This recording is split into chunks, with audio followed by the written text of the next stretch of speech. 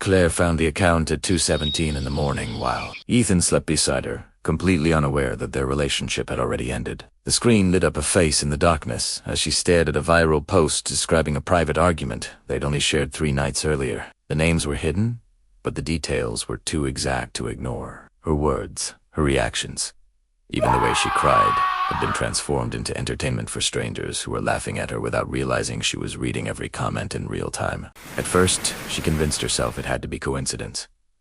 Maybe another couple fought the same way. Maybe another woman had said those exact words during an argument. But then she saw the photograph attached to the post, a cropped image of their kitchen table with Ethan's hand visible beside a coffee mug her sister had bought her last Christmas. The anonymous creator behind the account was not a stranger online. He was sleeping less than 2 feet away from her. Claire didn't scream or wake him up. She sat frozen in silence, scrolling through hundreds of videos uploaded over the last year. The account had nearly 600,000 followers, and every post followed the same formula. Ethan would retell a private moment from their relationship, edit the story to make himself look patient and reasonable, then present Claire as unstable, emotional, or manipulative. Millions of strangers had built an image of her without ever hearing her side once. The comments hurt more than the videos themselves. People called her exhausting, toxic, and pathetic. Women thanked Ethan for surviving modern relationships. Men joked that girlfriends like Claire were the reason relationships failed. Every insecurity she had ever trusted, Ethan with had somehow become public material designed to keep people scrolling late at night while feeling superior to someone they would never meet. By sunrise, Claire had watched more than 50 videos and understood something terrifying. Ethan had not posted those moments impulsively. He had carefully saved them, organized them, and waited for the right timing to upload them for maximum engagement. The relationship was not simply failing in private anymore. It had become content, and Ethan was becoming successful because of it.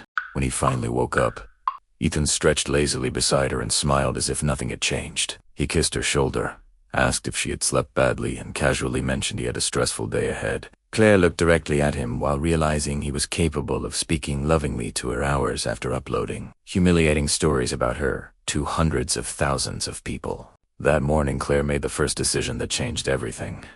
She decided not to confront him immediately. Instead, she smiled back, wished him a good day at work, and watched him leave the apartment like a stranger, wearing the face of someone she used to trust. The second the door closed behind him, Claire opened her laptop and created a folder titled Proof.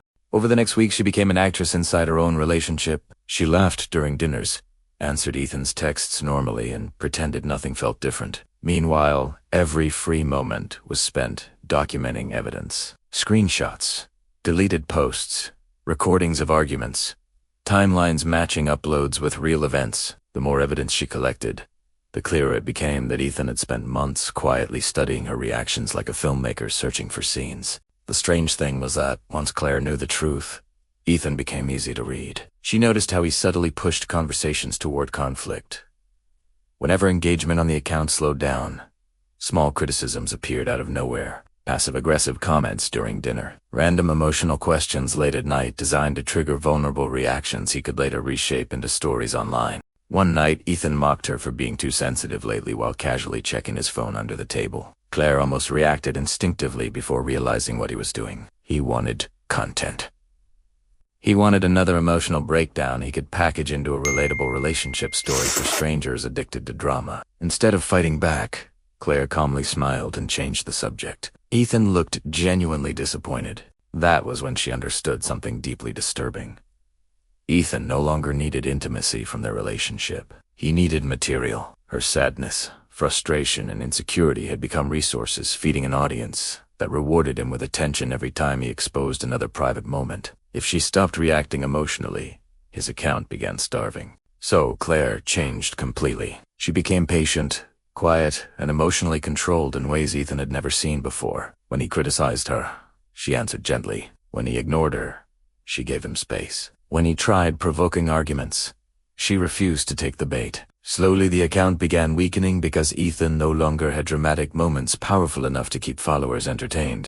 The audience noticed almost immediately. Comments began complaining that the stories felt repetitive and forced. Some followers even started questioning whether Ethan exaggerated details to make himself look better. Claire watched frustration build inside him every day while he tried desperately to recreate the emotional chaos that had originally made the account successful. At night, Ethan stayed awake longer, refreshing analytics on his phone. Claire would pretend to sleep while secretly watching his face illuminated by the screen beside her. Every drop in engagement visibly affected his mood. He stopped laughing naturally. He became impatient, distracted, and strangely anxious anytime a new post performed badly. Attention had stopped being something he enjoyed and become something he depended on psychologically.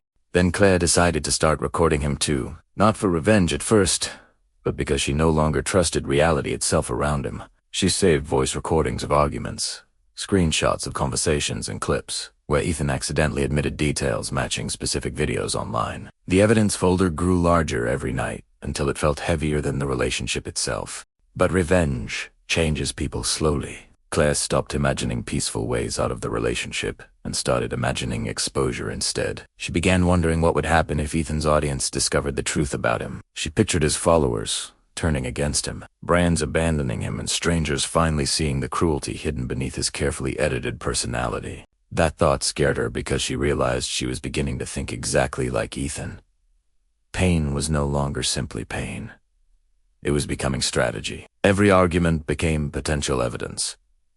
Every interaction carried hidden meaning. They were no longer two people trying to love each other. They were quietly studying one another like enemies sharing the same apartment.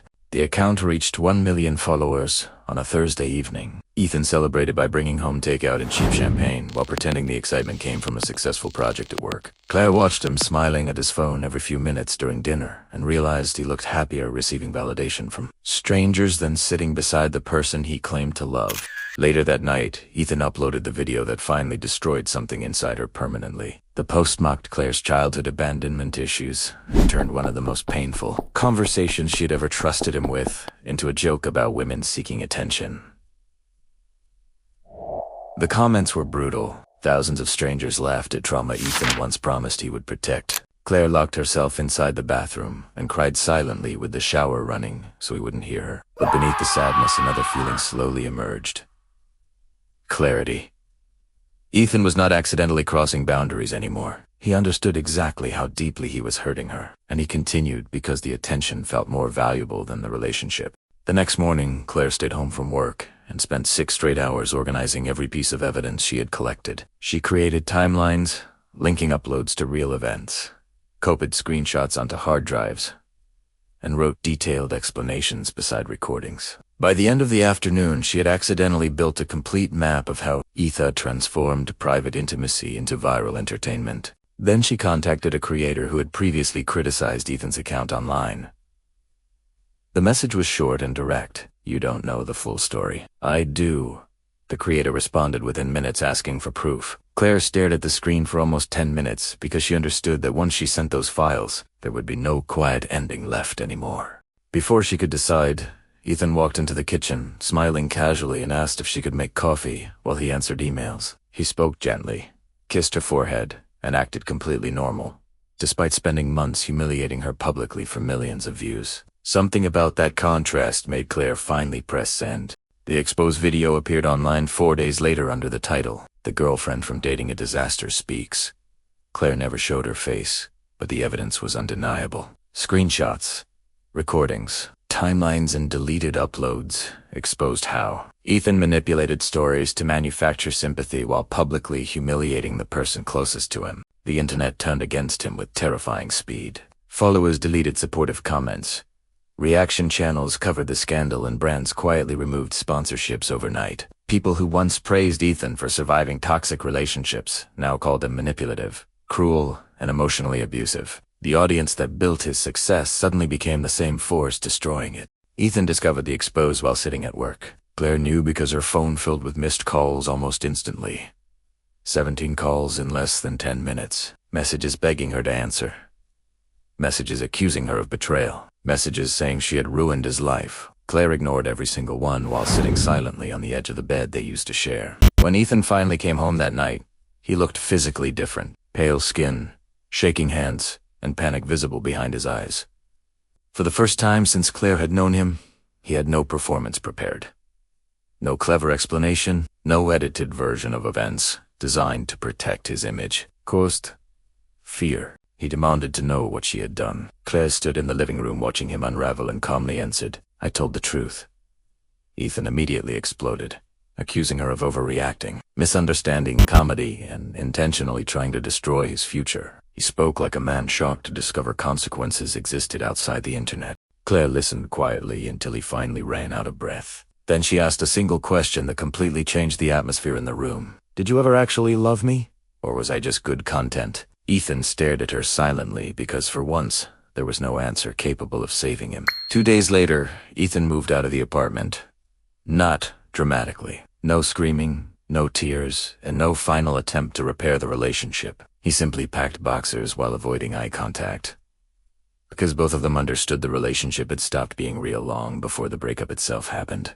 The strange part was that after exposing Ethan, Claire suddenly became interesting to the internet too. People called her brave, powerful, and inspirational. Her inbox, filled with interview requests, podcast invitations, and offers from creators wanting her side of the story publicly. The same audience that once mocked her now wanted emotional access to her pain in a different form. For a few dangerous days, Claire almost accepted. She considered creating her own platform discussing toxic relationships and betrayal online. She even recorded draft videos describing her emotional recovery. But every version sounded wrong because deep down she understood the internet was still asking for the same thing it always wanted from her: access.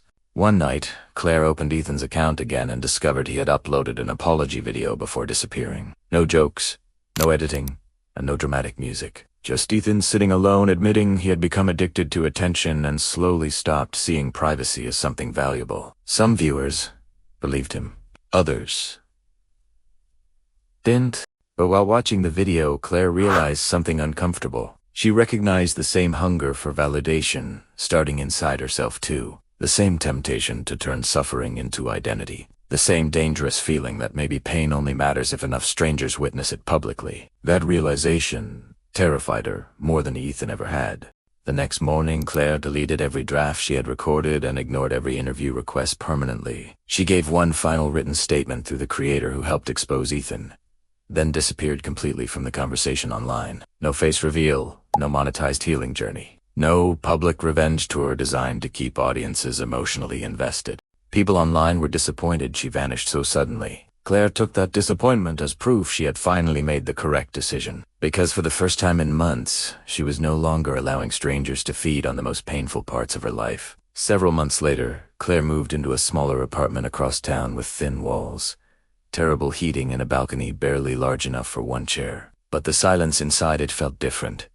No hidden recordings. No audience waiting for breakdowns. No pressure to transform private emotions into something consumable. One evening while unpacking boxers, Claire found the blue coffee mug visible in the very first viral post Ethan ever made about her. She held it quietly for several seconds, remembering how one private moment slowly became public entertainment consumed by millions of strangers who never cared whether either of them survived it emotionally. Then she placed the mug carefully onto a kitchen shelf without taking a photograph first. And somehow, after everything, that small private decision felt more powerful than going viral ever.